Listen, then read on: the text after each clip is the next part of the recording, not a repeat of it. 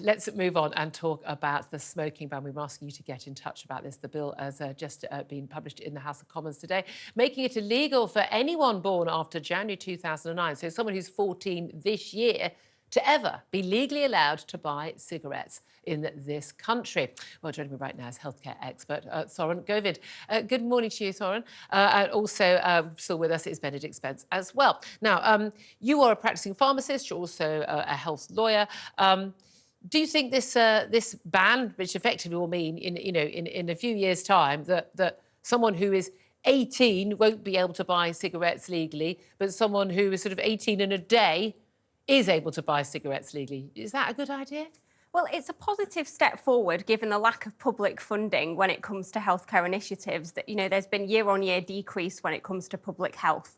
So, 4 in 5 smokers start below the age of 20 and then carry on for life. Yeah, I've not met anyone who didn't start around 14 or 15. So we need to be tackling those who are starting early, and this means that we want to stop people at the very roots before they even contemplate. Well, hold on a minute. So people are starting smoking while it's still illegal to buy cigarettes. They're still getting hold of cigarettes.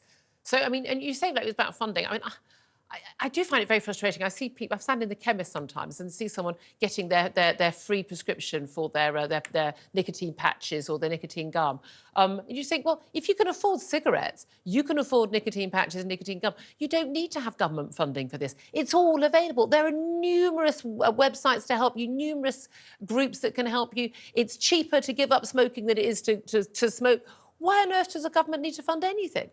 Well, it's a positive step forward, and we know in New Zealand that they have already started on this journey, but we're not going to see the results They brought the ban. They were bringing the ban in, and then they've decided to backtrack on it. The new government came in and banned it. Well, banned the ban. They banned the ban. They were thinking about this, obviously, in New Zealand, but I think overall, what are the government doing when it comes to public health and smoking? And we've heard about vaping this morning. Now, vaping should only be introduced instead of smoking. Yeah. But we know that you can go along your high street and pick up a vape from pretty much anywhere. Yeah. I mean, they are literally everywhere. I mean, you walk down the street and you get covered in a cloud of smoke, don't you? You can't escape them. And whilst you might say it's personal responsibility, my choice, it's certainly not my choice to inhale all that smoke. OK, look, we stop people smoking and largely you can't vape indoors either. And I'm all in... I mean, that smoking ban that came in 2007, I can't be more in favour of. And I think it helped a lot of smokers as well.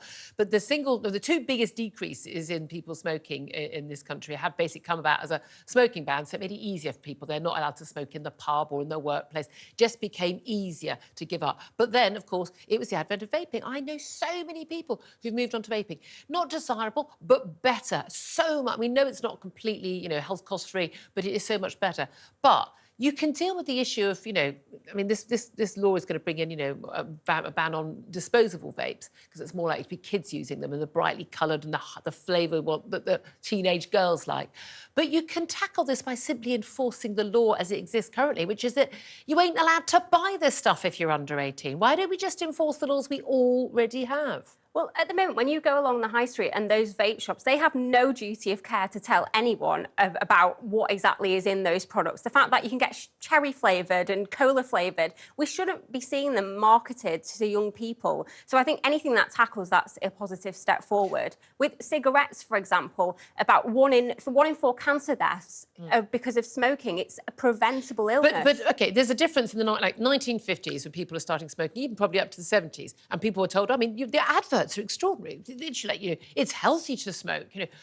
We've known for decades now that smoking is bad for you. Smoking will lead to numerous, heart disease, cancer, and you're going to die. I mean, you're basically going to die about 10 years earlier, on average. If you don't die of cigarette smoke, something from cigarette is because you've died of something else first. It's going to kill you. We know that. Now, there's an argument then to say, well, these are cancer sticks. They should be banned. If a manufacturer brought this product onto the market today, not a chance in hell they'd be able to legally sell it.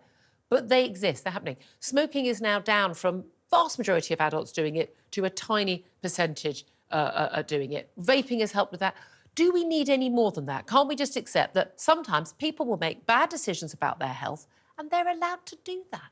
So I absolutely agree. We have free choice. We also don't want people to not feel like they can't go about their day-to-day lives. But ultimately, as well, some of these decisions do impact other people. If you smoke, passive smoking, such a big issue. But people don't smoke indoors anymore. Well, Not in public I've definitely experienced going to a club during the smoking ban where someone did light up, and whilst venues And you're still alive. I'm still alive. Still alive to tell the tale. Yeah, but you're talking about odd occasions. It's so rare that happens. No, but this thing, you say, people should be allowed to go about their daily business, but you're basically saying you could be an adult in this country in a few years' time and you will not be allowed to buy a legal product. That's insane. Well, it's definitely a positive step forward if we're making people more aware about their health. No, they're already aware. They already know. They already know.